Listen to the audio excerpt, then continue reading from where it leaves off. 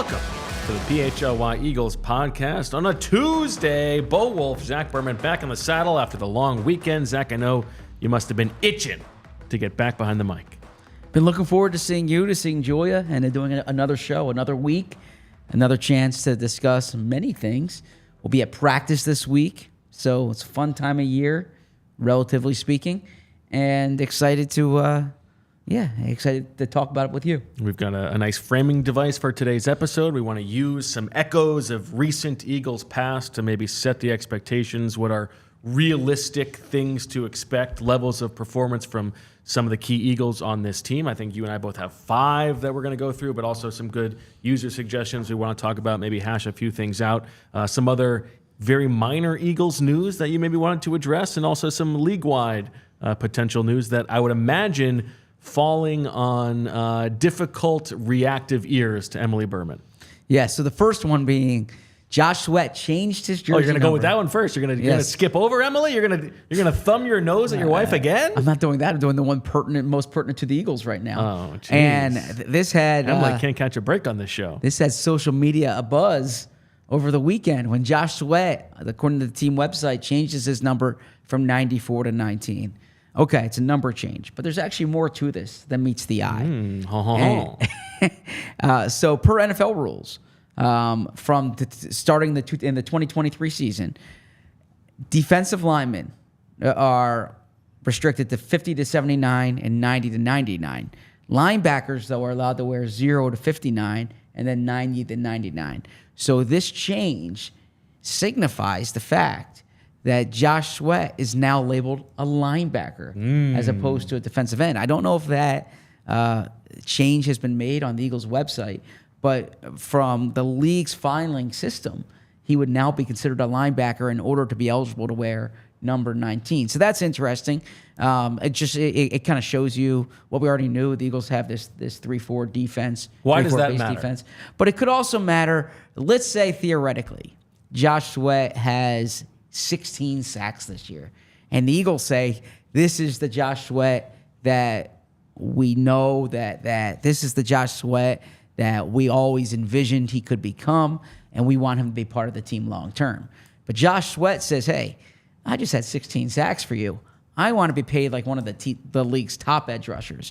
And the Eagles are saying, you know what, we really want you, but we don't want to give you a 5-year deal at X amount, at $25 million a year. So we're going to place the franchise tag on you, right?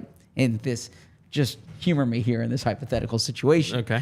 The linebacker franchise tag is actually more than the defensive end franchise tag. And you might be sitting at home wondering, how could that be? Well, because Roger Goodell is working on these antiquated system, and it's a very dumb thing. Well, yes. The franchise tag goes based on all linebackers. So edge rusher, so the outside, so your TJ Watt outside linebackers. So you'd be paid the average of the top 5 salaries of linebackers as opposed to the top 5 salaries of DNs. And so this past year, I think it was like $4 million more at linebacker Very compared silly. to the end. Yeah, but it is just something to kind of store away here. And so I like to always think there's more to the story than meets the eye. Well, there's more to the story than meets the eye. It's a position change and potential salary ramifications. Also shows the Eagles scheme. And yeah, so when we talk about defensive linemen, we wouldn't be including your Josh Sweat, your Brandon Graham. They were specifically edge rushers. I mean, when I'm talking about defensive linemen, I am including Josh Sweat and Brandon Graham. They are edge players, whether they're standing up or not. Okay. That is the part of the group that they are. Anyways, I thought that was interesting. What do you make of the aesthetics of the change to 19 for Josh Sweat? So People very down on this. Yeah, why? Well, what I don't understand is people are like, oh my God, this is terrible news for Josh Sweat. What's going to happen? He's going to go a half season without a sack? Like, what's the worst that could happen? It's actually it's good news for Josh Sweat. It shows that he has the clout to claim 19, right? He wore 9 when he was at Florida State. Okay, so maybe 9 is a number that's significance for him. He's not allowed to wear 99 for the Eagles. That's retired by Jerome Brown. When he came to Philadelphia in 2018, he wore 75. He quickly changed to 94 when he was able to do so. So you kind of take... This is interesting, actually. Is there anyone else on the roster who has had 3 different numbers? Oh, I'm sure there's guys who've been cut, but guys who've been on the team continuously. Yes. No, not three Probably different not, numbers. right? No, this is very like LeBron-esque of him. The change a few times. So also, And you've always put the two of them on the same level. not necessarily, but Josh Sweat since to now 19. Since now the Eagles have a 0 and a 19 rushing around the edges. Your grandfather is going to be so confused watching these games, right? Like I say not your specific grandfather. Like everyone, the Both dead, unfortunately. that's why I'm very sorry. I certainly did not mean it like that. The 80-year-old Would be Eagles confused for them to be watching. the 80-year-old Eagles fan who's used to edge rushers having a certain number are going to be pretty confused by this. But anyways, Josh Sweat 19, Tanner McKee goes from 19 to 16. Okay? And he bumps Will Grier out of 16. And Will Grier Saquon furious. Will Grier now goes to 13. So we had the conversation last week. Who claims He's 13? getting 13? The answer, of course, is Will Grier. Will Grier That gets stinks. 13. But if you're an Eagles fan, or I'm sorry, if you're a player on the Eagles, you can hold out hope that you can switch to 13 come the regular season because Will Grier is not going to be here. Jeez, the poor guy. Will Grier is just trying to catch up on what's going on with the Eagles, tuning on this show, and you're counting him out. I think Will Grier knows he's not going to be here. I mean, I would think that he harbors some aspiration that he's going to be here beyond the summer. Otherwise, why would he be here? Why would he be here? Because he's on a roster. He's going to get preseason film. You think he's entering this with absolutely no expectation of even having a chance to make the team? I think he's understanding that unless there's an injury, they're not going to carry four quarterbacks. Injuries happen. Injuries do happen, yes. They're not going to keep four quarterbacks. Maybe they keep a fourth on a practice squad. So I mean, he's working all the angles. He's becoming best friends with Saquon Barkley. He knows what he's doing. This is a guy who's got Machiavellian, operations going on in his quest to make the roster. He's not coming in here thinking he's got zero chance. He's going to thumb his nose at you. Is that a thing? Become friends with the running back and you can make Can't the team? hurt. Why don't you just become friends with everybody? Maybe he is. Right? I think that's a beneficial thing. Be a good locker room guy. Be the straw that stirs the drink. The thermostat, not the thermometer. That as well. Yep. Okay, now tell us about the league-wide proposal that may be happening that has to be bad news for your marriage. My marriage is wonderful, thank you. Although the text Anniversary response- tomorrow. 8 years. Very What are we excited. going to do for the show? For the show? Yeah. Nothing. I mean, we don't have to recognize it on the show. Anyways, Can we get the text was get a slideshow of pictures from the wedding, Julia? Can we work on that? No, definitely not. The text that I got when I sent her what it was, and I'll get to what it is. Her thing is that a joke? That's a direct quote. Is that a joke? And I just wrote succinctly, no. What this is. And what did she say? What did she say to that? Wow. That's a bummer. Yes. Tom Pelissero from NFL Network does an outstanding job. And I'm quoting his tweet here. End of OTAs, ? The NFL Players Association is working to finalize a proposal to overhaul the offseason starting as soon as 2025, eliminating voluntary on-field work in the spring in favor of a longer training camp ramp-up, with players reporting in mid-June to early July, per sources. So you've been in the NFL ecosystem now for 2 decades. What were your initial thoughts when you saw this? Personally, I hope that doesn't happen. I value the time off in the summer. This would mean like no time off in the NFL calendar. Essentially, the players would be off when there is like full draft season stuff. So, we selfishly would not benefit from this. From the players' perspective, you can understand why, to some degree, this makes sense because they would then get their summer would be the spring, right? Now, I would imagine that if they started the training camp at this level in mid-June or whatever, it would not be training camp per se. It would be basically OTAs just affixed to the beginning of training camp, where it's like you're in shells, you're just doing scheme stuff, you're ramping your body up that way. But it does strike me as, I mean, listen, the NFLPA is doing what the players want, so this is what they want. Or at least theoretically, theoretically, right. At least some percentage of them do. Exactly. The leadership wants this. Exactly, right? it does strike me as like, especially if you're going to 18 games, like that is a long haul. Sure. And so I don't know. There's a few different ways to look odd. at this. First off, Jeff Schwartz, former NFL player, said that this surprised him because he said the OTA period is more laid back, right? Players like hang out with each other. You're not in the building very long. Training camp, as we know, is much more intense. Now, I think you made a good point. This wouldn't be training camp in the traditional, like you wouldn't report in June and have 2-a-days, right? Right. But it would probably be be like OTAs. It would be like Exactly. 3 practices a week or whatever. Yep. I don't know. Pat McAfee said that it's similar to what they did during COVID. He thinks most guys would love it for their bodies and such going into training camp. I think for the perspective of coaches and executives and whatnot, it's obviously not geared toward them. This hurts their non-football life in the sense that now, buildings usually get off for about 5-6 weeks during that period. Your kids are off of school if you're at that age, where you have kids, you have time to kind of get away.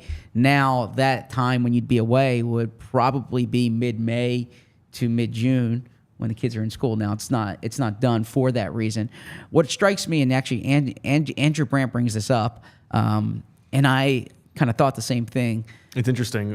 One time when they were doing UDFAs, signing with the Packers, he called a guy and offered him a spot on the roster, and they were talking money, and the guy actually offered Andrew Brandt money to play for the team. It's a great story. Can you believe that? It's a great story. I don't know why you mocked it, but I kind of thought the same thing. And by the way, all of these people, Zach, these Eagles reporters, they have no idea what they're talking about. They're telling me that the Eagles are going to eat Carson Wentz's dead money. Are you kidding me? Stop. Okay. They would never do that. No one in the history of the league has ever eaten so much dead money. Why would they do that with Carson Wentz? I am an expert on this, and they would not do that. This was my expertise. Can I please carry on? Sure. Okay. You're funny, Bo. Packers are done with Aaron Rodgers, by the way. There's no way he's coming back for one more year. So what I was saying was that players really fight for like this kind of stuff in negotiations.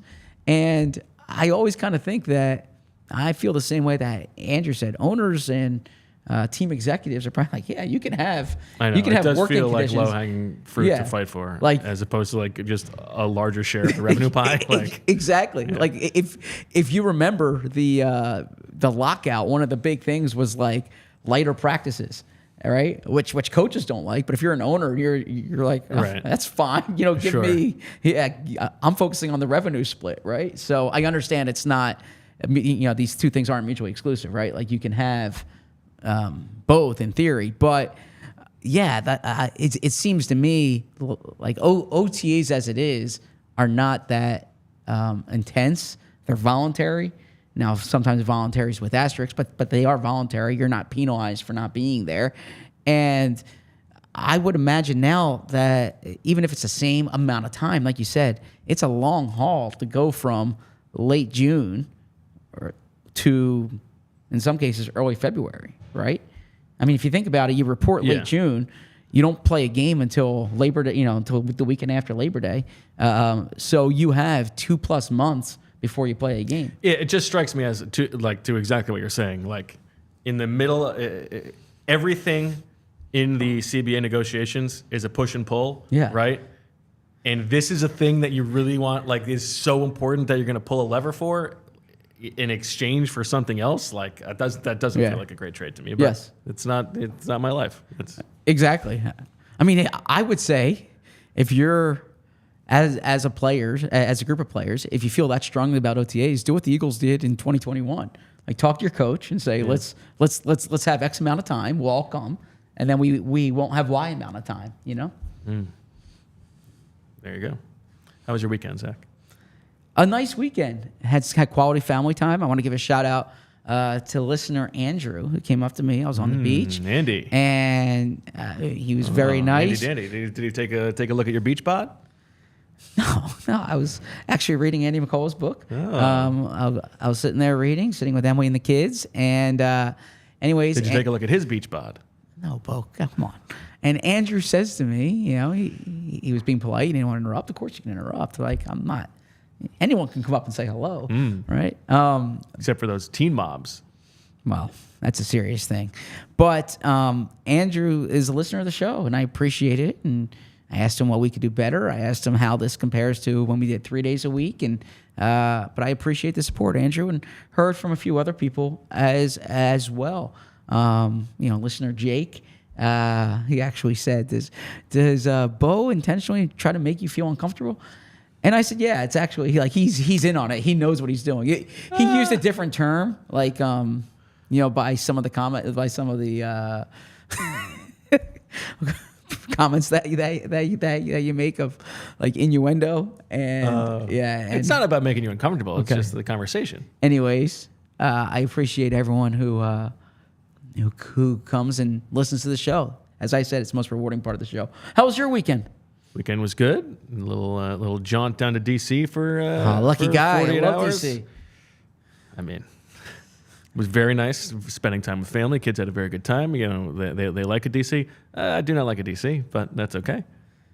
Okay, but you had a nice time. Had a good time. I told this story to Jamie when I was with him on the morning show this morning. Sunday morning through like early Sunday afternoon, I was on just an absolute dad heater. Ooh. Just like working on all cylinders. We've got we're leaving the hotel. Kids go down with Rachel for breakfast. I got to pack up all the stuff in the room. We're talking, one big suitcase for all our stuff, probably like 9 other bags that we've, have different little things in them. Got a couple backpacks. We've got these loose, enormous dinosaurs. This Momentosaurus is like this wide, and I'm able to get it all in one trip down. I got the one hand with like 9 bags in one hand. I've got the Momentosaurus perched on top of the suitcase, rolling that. I'm wearing both backpacks. Get it all downstairs. Feels that was like, okay, we're at the start of something special here. Then going to my brother's place, just one shot, very tight, perfect parallel parking. Oh, job. that's impressive. I mean, just that's nailed that's it not easy from the beginning. Perfect. Then we're at lunch outside, and all of a sudden, out of the corner of my eye, I see a napkin flying away from the wind. Grab it with one hand, just like that. I was like, this was like 99 Is Pedro that important? level. to Just grab that all the napkin? dad reflexes. Okay. Yeah, I mean, I was working on all cylinders. Real good Good stuff. for you. What part of town were you in? We were staying by the Navy Yard. Okay, I know and it then- well. Nationals Park. Spent a lot of time there. It's changed a lot over the years. As it has. I've Yeah. been there since 2009. Yeah, But- impossible to park. Gotcha. Okay. They have that big garage beyond left field, but I think that's where a lot of people park. Easy metro stop, though. You got the red line right there. Or not the That's red line. also You debatable, got the but- green. That's green yellow, right? Sure. Okay. Sorry. We Yeah. did a little Smithsonian. Natural sciences for the Yeah. dinosaurs. Yeah. Great. Love Smithsonian. Yeah, of course you do. I Smithsonian. It's a nice. I Smithsonian museum. hop. It's a little too crowded, but that's I okay. Smithsonian hop. Yeah. Yeah. What does that mean? Well, they're all free to enter, Yeah. right? So it's great. So you you bunny can hop around. you can knock out a few Smithsonians in a day. You do 4 Smithsonians in one day. It's great. Okay. You don't have to. Yeah, that's It's no Hall of Presidents, but well. It's actually better than the Hall of Presidents. You get diversity of museum choices, and like I said, no admission fee. So that's I like that. Bo looks nice today. Emily says Bo looks nice today. thanks, Emily. Yes. Just because I'm on her side about no June training camp.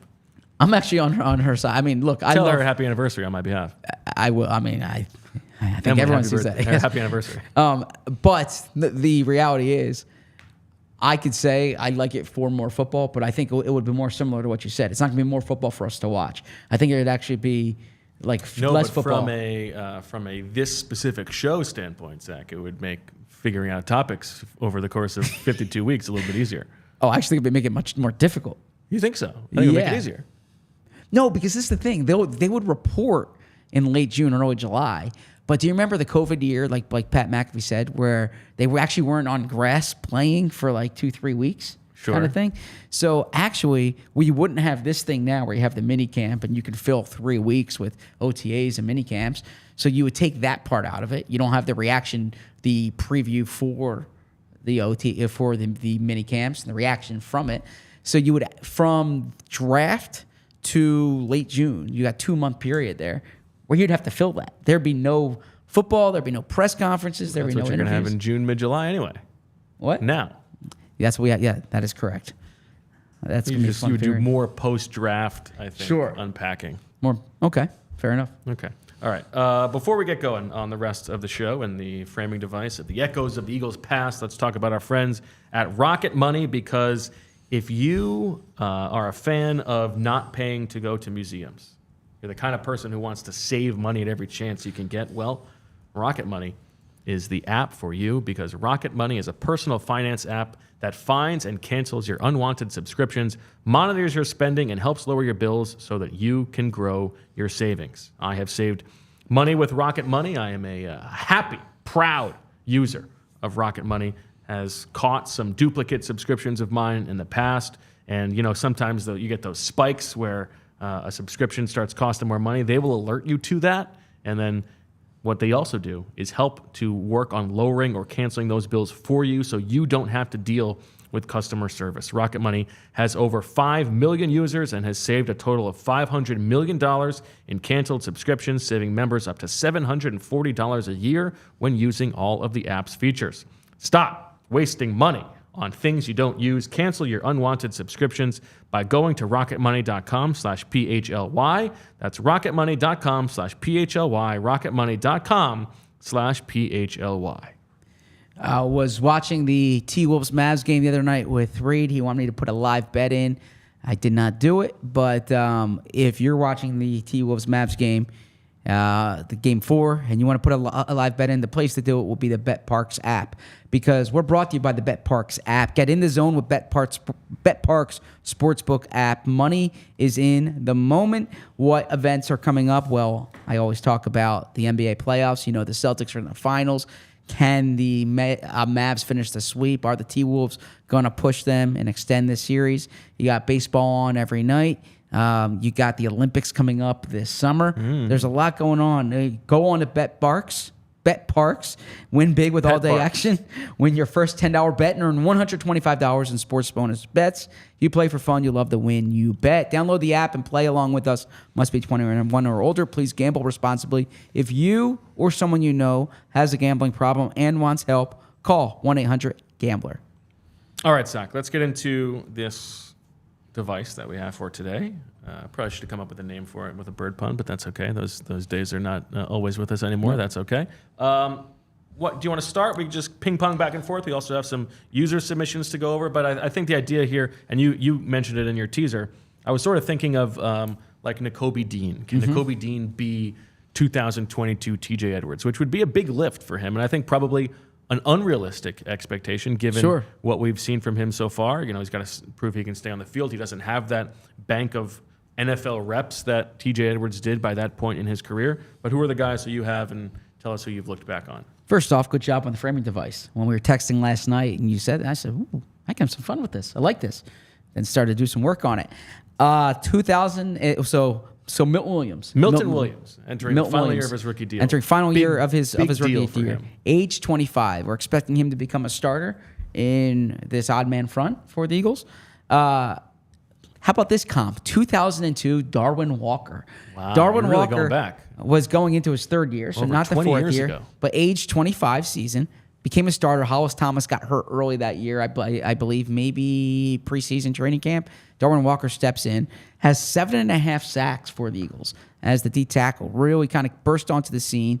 Joe Banner signed him to a 7-year deal, 7-year contract extension. 7-year deal? Yeah, I believe in October of that season. But Darwin Walker is actually an underrated player for the Eagles. Played next to Corey Simon, but that year, Hugh Douglas led the Eagles in sacks. I think N.D. Kalu was second in sacks. Okay. And then Darwin Walker third with 7.5 sacks from the interior. But the things that jump out there is beginning of 5 years as a starter. Yeah, he became a starter that year. He was a third round, or he was also a third round pick, not by the Eagles. Okay. But he was entering his age 25 season, and the Eagles signed him to a contract extension. So that'd be a good comp for Milton Williams. Would be Darwin Walker. I should know this. What is the story behind why Arizona let him go after 1 year as a third-round pick? Yeah, this was a weird time in the NFL where they wouldn't hold on to draft picks. He got waived at the end of training camp by the Cardinals. A third-round pick got waived at year 1, I think. Or did he play? He played one game as a rookie in Arizona. It looks like. Okay, so then he got waived. The Eagles claimed him, and he was with the Eagles thereafter. Must have done something. I don't know. Let's see. Darwin Walker waived Cardinals. I don't. Well, that's an interesting one though, and there's no doubt that it would be good for the Eagles if Milton Williams played to a level of establishing himself as a starting caliber player for them. I think we talk about the Eagles probably need one of Jalen Carter or Jordan Davis to take a leap this year. But if Jalen Carter is just about as good as he was last year and Jordan Davis doesn't take a leap, but Milton Williams does, then all of a sudden, that picture looks a little bit better at defensive tackle. I think that's. I don't know if it's the most realistic expectation, 7.5 sacks, but it's a good bar for him to shoot for. So I looked this up. Rob Motti for the Associated Press back in 2002. Rob the Body Motti says, that Walker signed with the Eagles a week after the Cardinals let him go, was deactivated for all but one game that season, and saw limited action last year. Until Hollis Thomas got hurt at the end of the year. Anyways, but here, the Cardinals selected him in the 3rd round of the 2000 draft, the 71st pick overall. He was cut after the first game. Crazy. Yeah. I mean, what's Cardinals management thinking there? Crazy. Yeah. All right. My first one here, Zach, I'm focusing on Bryce Huff. Okay. Now, Bryce Huff, he was paid more money than the Eagles signed Hassan Reddick for in 2022, but Inflation, I don't think you can realistically expect him to have the same kind of impact that Hassan Reddick had immediately in 2022. And so I'm looking at the last 15 years, the sack numbers for the Eagles. There's not a ton of guys in double-digit sacks, as much as we like to think about their investment in that position. But one who sort of jumps out to me, and maybe the narrative works a little bit, is Connor Barwin in 2014, which was Barwin's second year with the Eagles after signing as a free agent. But that was the year that he exploded for 14.5 sacks. And he always talked about he was really the beneficiary that year of like Fletcher Cox having an amazing season. And he was the one who was there to clean stuff up. And so if you think of Bryce Huff as if Jalen Carter does make this leap and becomes the focal point on defense and the guy who's affecting the pocket and creating havoc for other people to clean up, maybe Bryce Huff can be the guy who benefits and hits those sack numbers for the Eagles. Now, Connor Barwin, also more well-rounded of a player than Bryce Huff is, able to do more things, probably better against the run. Bryce Huff has to prove these things, but in terms of production and an increased role, maybe that's a good level for Bryce Huff. I like that comp, and Bryce Huff could be so fortunate to have that type of production. I think you hit it on the head, Fletcher Cox's effect that year, and you would hope Jalen Carter can do that for Bryce Huff, but similar in the sense that free agent signings, you're hoping that they showed some promise with the team before, but then they kind of emerge into a better player. Connor Barwin was a better player in Philly than he was in Houston. So I like that comp. I think that'd be a good one to monitor, both outside linebackers in the Eagles defense. Also, shout out to Connor Barwin, his basketball team Trieste. Yeah. They won a big semifinal game on Friday. Going to the finals. Yep. They beat Forley 85-68. Any Americans on that team? Well, they actually there's a limited amount of Americans they're allowed to have, but they have they have one American, Eli Brooks. Eli Brooks, who played at Michigan. To Eli Ricks. No, Eli Brooks played at Michigan. He was with the Fort Wayne Mad Ants in 2022, 2023, and was with Trieste last year. But there's a limited amount of Americans you're allowed to have on the team. But their coach that they hired, Jamie Christian, is American. If you might remember him, I think he was at Mount St. Mary's as the head coach there. Let me see here. But he speaks a little Italian. Mount St. Mary's, Siena, and George Washington, and he's now Trieste's coach. Let me ask you this for Jalen Carter, who is not on either of our lists. If you think of the arc of Fletcher Cox's career, what is a realistic season or expectation for Jalen Carter to have in year 2? That's a good question. I would say 2014 Fletcher Cox, when he did not make the Pro Bowl that year, but he played like a Pro Bowler. And he said, I think he even said in his retirement speech that sometimes you get honored like a year later. Right, that's the year before he becomes like a 6-time Pro Bowler. He was a second-team All-Pro that year, 2014. Was an absolute force for the Eagles. Only had 4 sacks, but he was awesome for the Eagles. And I think if he can be that 2014 player, then that would be a good sign. That'd be a great sign. Exactly. Yeah, that'd be fantastic. All right, you're up. I am up here. Let me pull up my list. I should have led with this, actually, because this is what the teaser was. And this is going to be a fun discussion. Saquon Barkley. I say best running back since LeSean McCoy. But which LeSean McCoy? I'm going to give you 2 years. I'm going to give you 2010 McCoy and 2011 McCoy. The first one I put was 2011 McCoy. Hold on here. I'm being told that the video is frozen. Sorry, guys. I can still hear you, but the video feed is frozen, so I'm going to try to restart this. Okay. Should we keep rolling here? Keep talking for a moment and see if this works. Okay, we're going to keep talking for a moment. Yada, yada, yada. Zach Berman. Yes. Bo, let's talk more about DC. Your favorite thing to do in DC besides see family? Leave. Wow. Why such? No, my favorite thing to do in DC is hang out with besides my that, brother and his wife. We're back? We're good. We're back. Okay. Bo and I were just talking about how great of a city DC is. So the viewers did not get to experience the joy of reminiscing about my 2 years living in the nation's capital and the energy I felt walking to work every day and seeing, seeing all the different government buildings. And I would take that walk from the White House to the Washington Monument, and I would go to Congress. I mean, it's awesome. I would go to all the memorials. I loved, my favorite one's the Jefferson. The Lincoln one is obviously probably the most famous. But yeah, I love Washington, D.C. Get my juices flowing when I'm in Washington.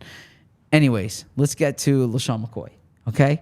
So, Saquon Barkley, LeSean McCoy. 2011 McCoy played 15 games, had 273 carries, 1,309 rushing yards, 17 touchdowns, okay? That's the big number there. Then he had 48 catches, 315 yards, 3 touchdowns in the air, so 321 total touches, okay?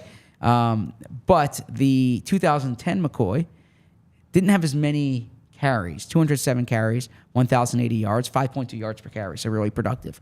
But where he was especially effective was catching the ball, 78 catches, 592 yards. So the framing or the question I have for you is this. Do you think Barkley, if you're thinking 300 touches is the number to shoot for this year, do you think most of it, or do you think it's going to be heavy running the ball? Do you think he's 250 plus, 275 carries? Or do you think it's more kind of catching the ball? And also, do you think he's the goal line player, or do you think it's still the tush push? I think the tush push is like, if it works, they're not going to stop doing it. Yep. They probably have to find out if it still works without Jason Kelce and Cam Jurgens. But if it's still as effective, if it's more of a Jalen Hurts thing, then I don't really think there's any reason to stop doing that, nor do I think they think that. In terms of the carries versus reception split, I'm just, after the DeAndre Swift experience last year, when he actually, I was talking to Jamie about this on the morning show as well. Like, I look back on it, and he actually ended up having more catches than I remember. But, it was like, oh, DeAndre Swift, first day of training camp. Like, oh, my God, there's like 5 passes to DeAndre Swift. This is what they're going to do. In 2022, they threw the ball to running backs less often than any offense in the NFL. Now they bring in DeAndre Swift. He's going to unlock this part of the game. And that didn't really happen. And so I know that this is a new coordinator, and we'll see if Kellen Moore wants this to be a big part of the passing game. Maybe this is more of a Jalen Hurts thing. But I sort of need to believe it, or I need to see it before I believe it, that they're going to make Saquon Barkley like a huge part of the passing game. They have A.J. Brown and Devontae Smith and Dallas Goedert. If those guys stay healthy, we've talked about that fourth option is not going to get a ton of balls, but they need more from that fourth option. Saquon Barkley is the most talented of the possibilities there, but I think he's being paid to carry the running game. Okay.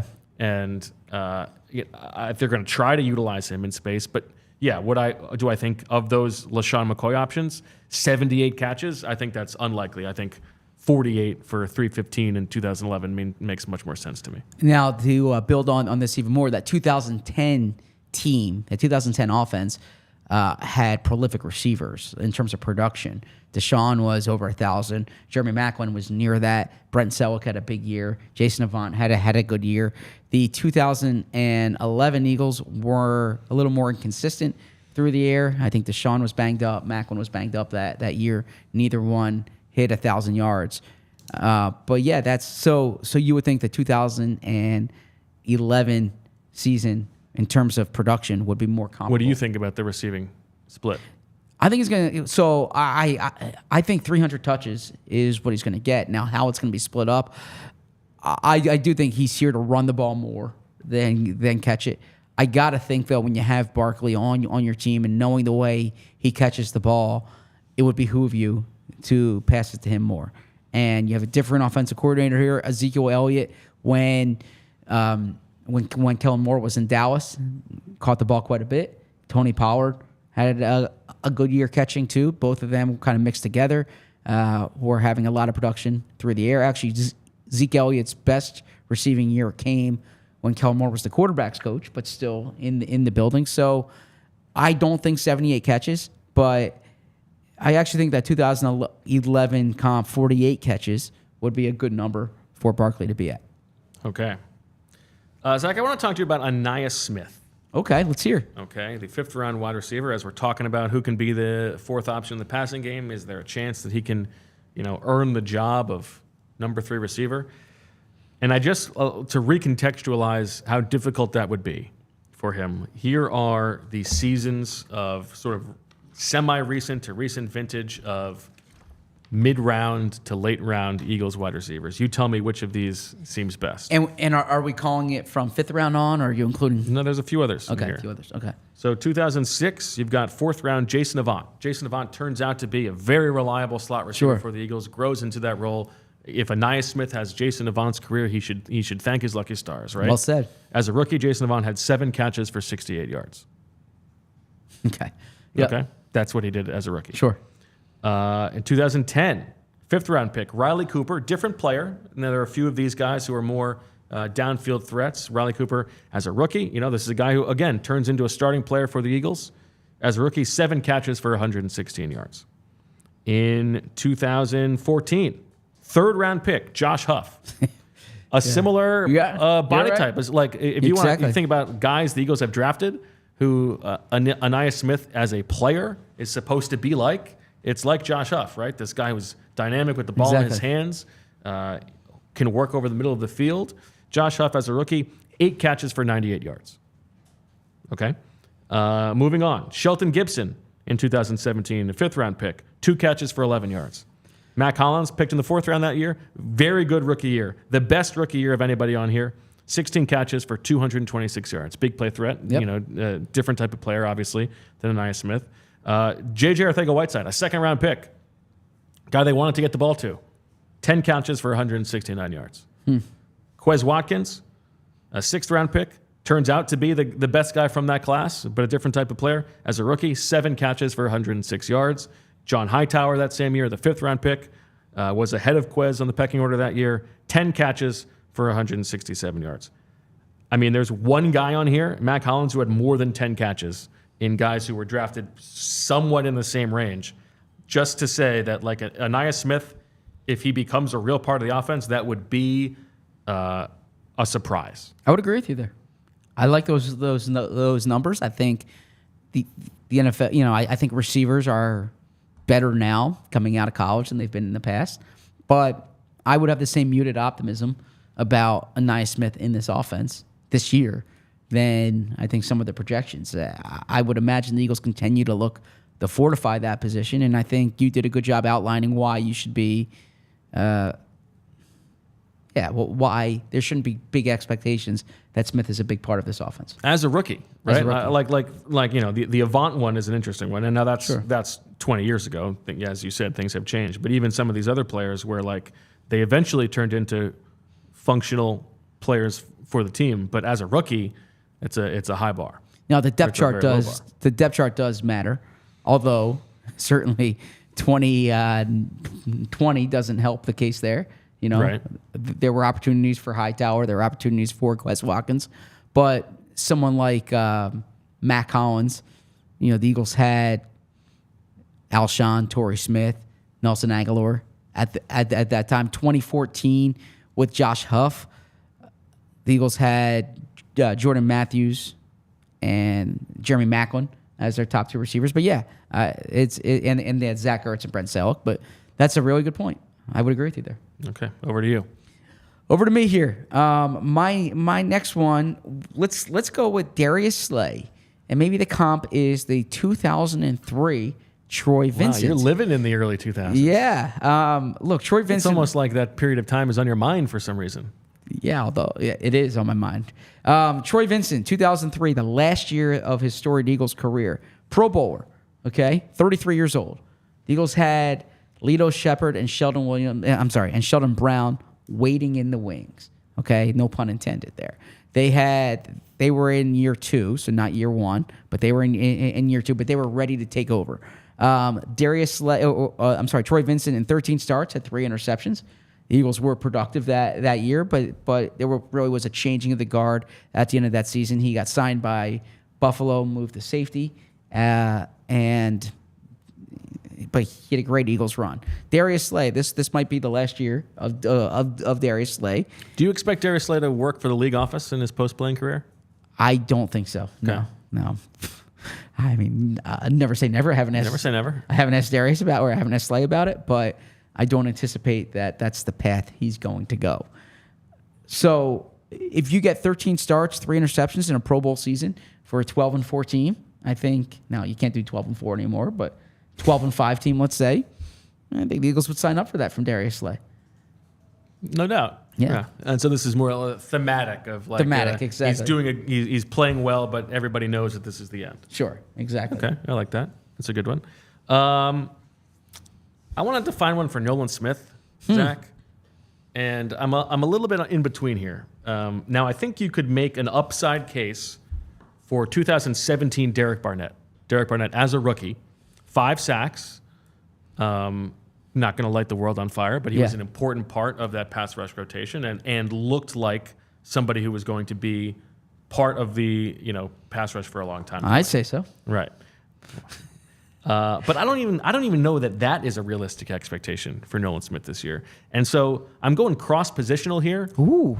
And it's not even a specific creative. year, but I think a realistic expectation for the arc of Nolan Smith's career is kind of the arc of Nelson Agholor's Eagles career. The Eagles should sign up for that. Okay, so you got a first-round pick who is disappointing early in his career relative to expectations, and then like the realism sets in, right? And it's like, okay, this guy's not going to be a star, but he can be a functional part, a competent part of a larger picture on the team. And so if it's like post-2016 benching Nelson Agholor into 2017 Nelson Agholor, maybe that is like a role that Nolan Smith can find.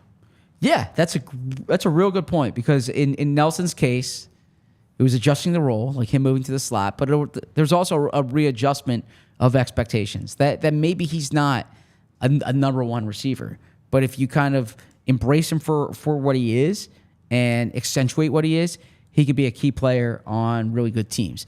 Nelson Agholor, by the way, is going into year 10 this year, so Nolan Smith should sign up for that if he could. But if you think back to Nelson Agholor there, one thing that is also comparable with Nolan Smith is I remember a conversation with Malcolm Jenkins in the locker room during training camp that year, or maybe a little bit after, when he said Nelson's the most talented, the most skilled wide receiver that the Eagles have. He said Alshon and Torrey Smith are like more accomplished and better, and they're going to be the top guys. But like Nelson, just in terms of pure talent, is the most talented one.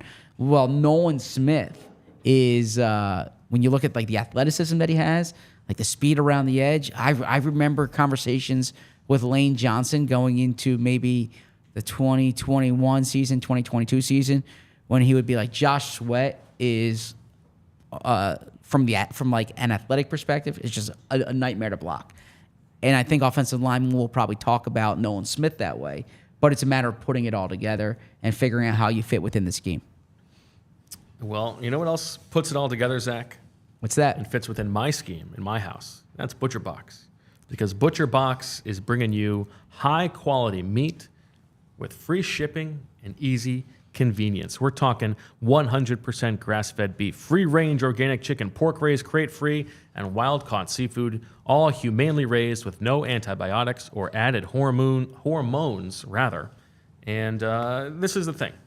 Butcher Box, you've got the decision fatigue of meal planning for the whole week. You get this box that arrives, and all of a sudden you've got your proteins, you've got it figured out. And if you want, they will even help you with recipe inspiration, guides, tips, and hacks. They've also got exclusive member deals and a wide variety of high-quality cuts, all at an amazing value. Quality product, convenient. What's better than that? And inexpensive. Butcher Box is offering our listeners an amazing offer where new users get free meat plus $20 off your first box. Join today using our link, butcherbox.com/PHLY, and use code PHLY to receive this exclusive offer today before time runs out.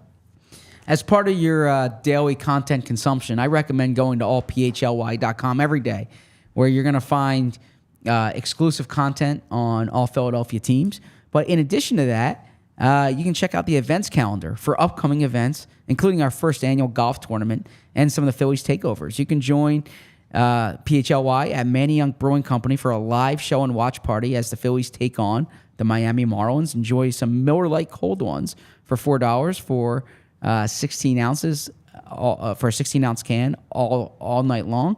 There's podcast and live shows on every team every day. You can find those also on allphly.com. Post-game shows, premium written content for members at allphly.com, 20% off all events. There's terrific merchandise for all teams, and you get a free shirt when you become a member. And there's a members-only Discord that a lot of you in this chat, I know now, converse over Discord. It's a great community. It's part of the community that we have here at PHLY. People are always asking what's the best way to support our show, and the answer is to become a PHLY diehard, and there's a lot in it for you. Head over to allphly.com now and join the best sports fans in the city. Zach, give me your Dallas Goedert comp. My Dallas Goedert comp, and I was scanning Brent Selleck years and Zach Ertz years, and I came up with the 2017 Zach Ertz. 15 games, 110 targets, 74 catches, 825 yards, 8 touchdowns. Now, that would be a career high in receptions for Dallas Goedert. Goedert hasn't pushed the 100-target range, so I had to find a low-volume year, relatively speaking, for Ertz and Selleck. Like, I thought the 2009 Selleck, a little too much action there. Certainly the 2018 Ertz, too much action there. Too much Ertz, yeah. 2017 is a sweet spot. 110 targets is a lot. It would be dependent on Goddard staying healthy and being productive. But if you can look at 74 catches, 824 yards, and 8 touchdowns from Goddard, I think that's a reasonable expectation. That should be what the Eagles hope for from Goddard this year. I know he would want to push 1,000 yards, but I think 74, 824, 8 is good range. And hey, if it includes a critical 4th down catch in the Super Bowl plus the game-winning catch in the Super Bowl, then you would certainly take that as well. Yeah, and if it includes, he only played 14 games, so maybe it is realistic. Zach Ertz that year.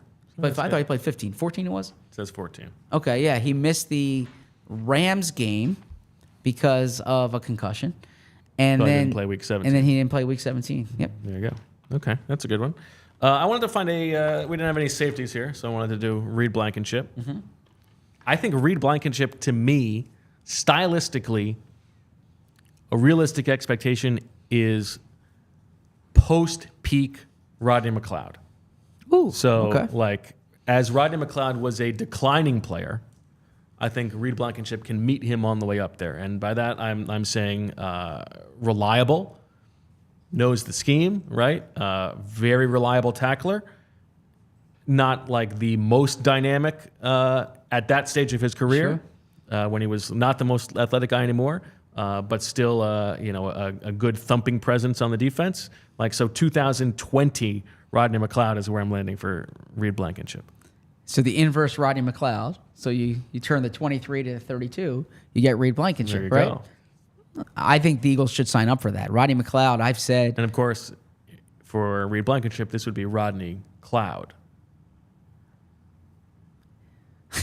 Okay, I see what you did there. It took me a bit. I don't think of everything in those terms, but I see what you did there. Rodney McLeod, I've long said, the most underrated Eagle from the Super Bowl team. And I agree with that. I think that, and by the way, he's still going now. I think this is going to be his last year. But he was 30 in 2020. Sure. That's So Reed Blankenship, I think a solid but not spectacular player. If he can get the late career Rodney McLeod, that's something that the Eagles should definitely sign up for. That was actually Rodney. This was his second to last year. Second to last year. So he gets hurt the following year. Yes. Yeah, And he comes back, and I think he played 14 or 15 games. So, again, with Blankenship, probably realistic. Sure. All right, give us your last one. My last one, Devin White. And I'm comparing Devin White to the 2016 Nigel Bradham. So Nigel Bradham signs with the Eagles after a disappointing end to his Buffalo career, and he reinvents himself with the Eagles, or I shouldn't say reinvents, but he reemerges into kind of the football consciousness, into the NFL consciousness. Plays 16 games, 1 interception, 2 sacks, 102 tackles, a few tackles for losses in there, but was a good player for the Eagles. Now, there was a scheme overlap. I mean, he was returning to play, of course, with Jim Schwartz at that point. But Nigel Bradham certainly looked the part. He looked like a bargain signing for the Eagles. And it builds off of 2016 to be really productive in 2017, signs a new deal, was never kind of the same thereafter. But the Eagles should hope that they can get a 2016 Nigel Bradham season. That doesn't get you into the Pro Bowl. It's not the type of season that Devin White had when he was winning the Super Bowl. But I think if Devin White has that type of season, then he could come back to When it's an indication that you have made the right bet in free agency and that maybe this guy can be a part of the team for a few more years. Exactly. Now, the big difference, of course, is Bradham at that point signed a 2-year deal or a 3-year deal with the Eagles, 2 or 3 year deal. And Devin White's only on a 1-year deal for the Eagles. So a good year might mean he gets paid elsewhere next year, and the Eagles turn to Dean and Jeremiah Trotter. The other thing that could happen is that Devin White looks good, and the Eagles say, all right, he's the top linebacker now. Nakobe Dean, inconsistent, and White's the guy they kind of build around at that spot. We're going to talk about a few more of the suggestions from listeners, but my last one here, Zach, is Kellen Moore related. And this one, I think, is a fair framing, and it's lofty, but this is what Kellen Moore was brought in to do. This is what he's being paid to do. And this is the talent that he has at his disposal. And I am saying the expectations for Kellen Moore should be 2022 Shane Steichen. Yeah, that is. And it's very lofty. But Shane Steichen in 2021, he takes over play calling midway through the season. But in 2021, the Eagles finished 11th in DVOA. Last year, the Eagles finished 10th in defensive DVOA. In 2022, Shane takes them from 11th to 3rd overall.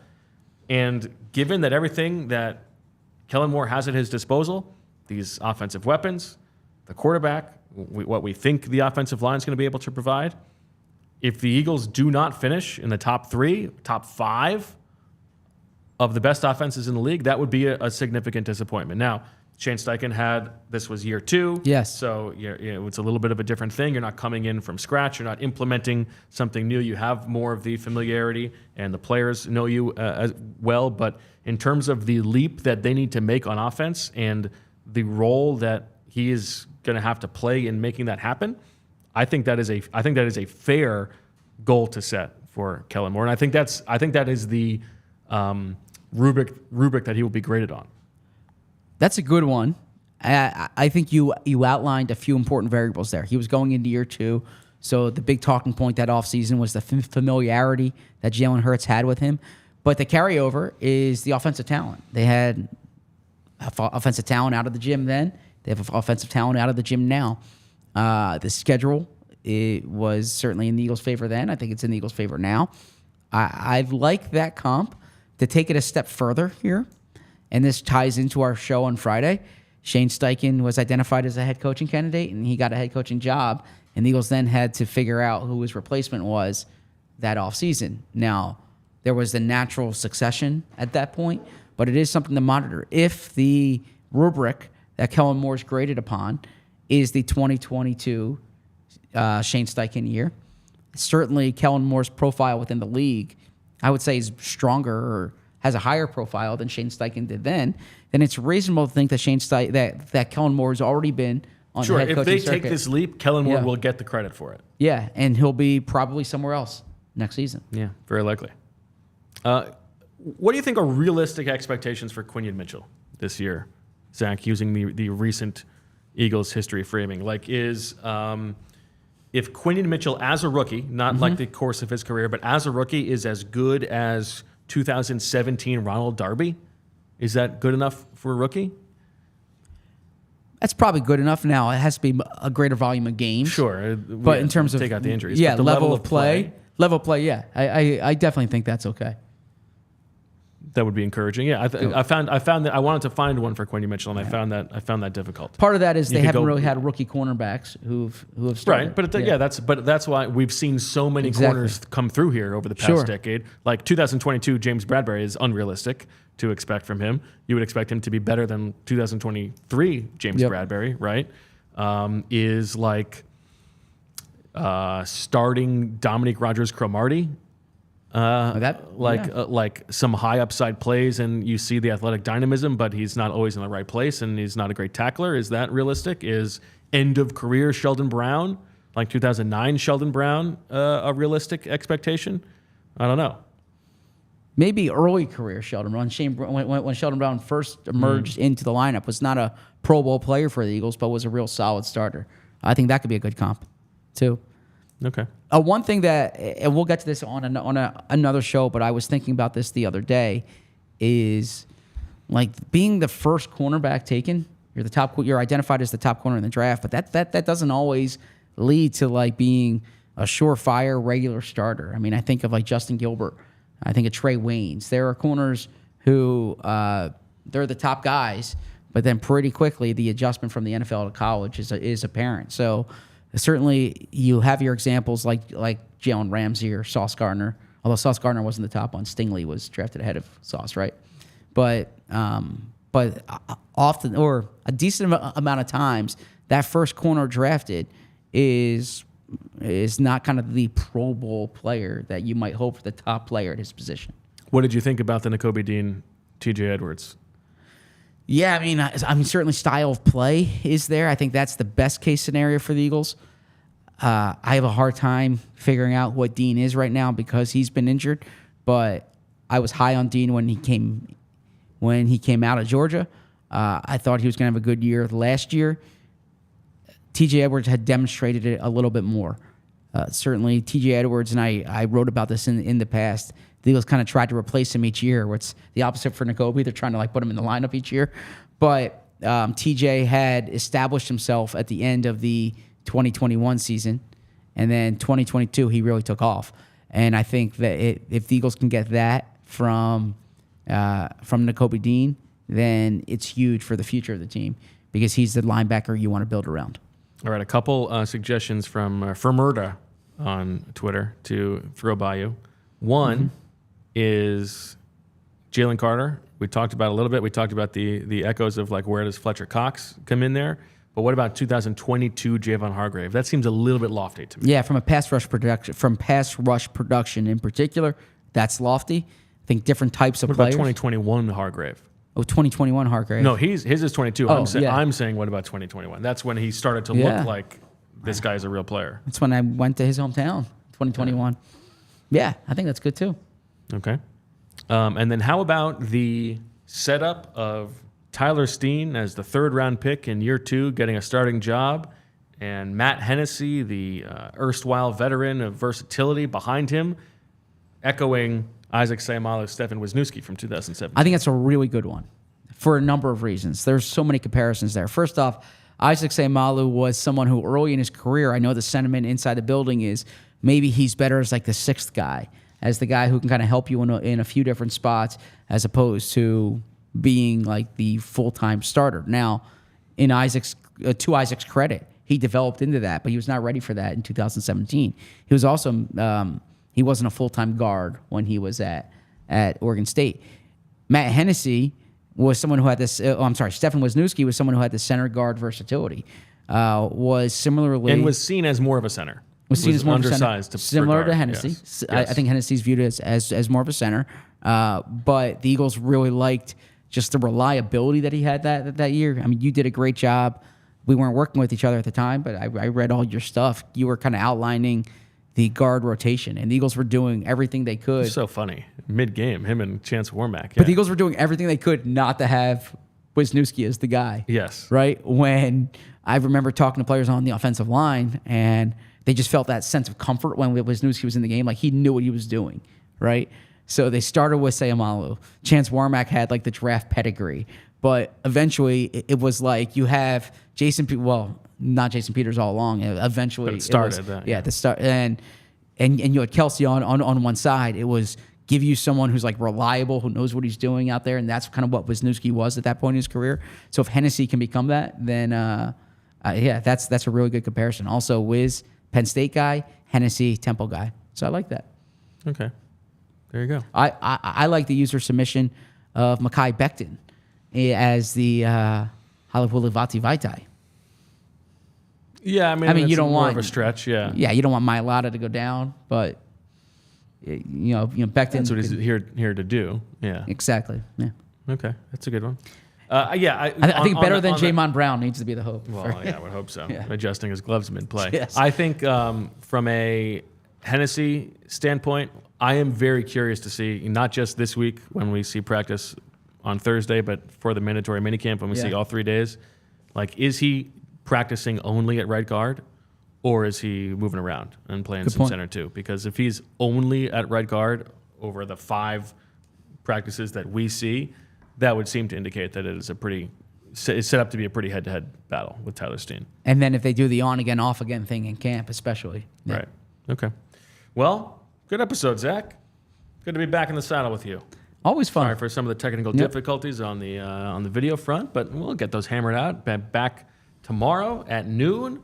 Thursday, we will see what time practice is, availability that may move from noon, but we will let you know, and then back on noon on Friday. So happy to be back with Zach and Julia and everybody here at PHLY. We will talk to you tomorrow at noon.